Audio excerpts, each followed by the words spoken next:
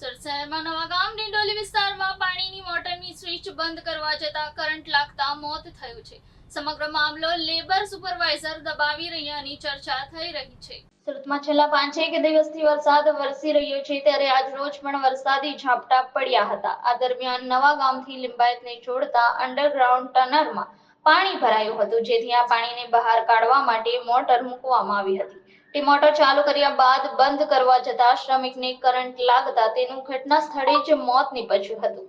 નવાગામ ડિંડોલી વિસ્તારમાં નવાગામથી લિંબાયતને જોડતા underground ટનલમાં current લાગતા શ્રમિકનું મોત નીપજ્યું હતું. પાણીની મોટર બંધ કરવા જતા કરંટ લાગ્યો હતો. કરંટ એટલો પ્રચંડ હતો કે ત્યાં જ તડફડિયા ખાઈને શ્રમિક જમીન પર પટકાઈ ગયો હતો. વરસાદ ચાલુ હોવાથી કરંટ શ્રમિકના શરીરમાં જતો રહ્યો હતો, જેથી તેનું ઘટના સ્થળે જ મોત નીપજ્યું હતું.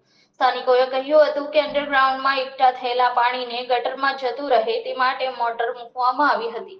આ મોટર બંધ કરવા જતા ઘટના સર્જાઈ હતી. લેબર સુપરવાઇઝર આખી ઘટના દબાવવાનો પ્રયત્ન કરી રહ્યો છે.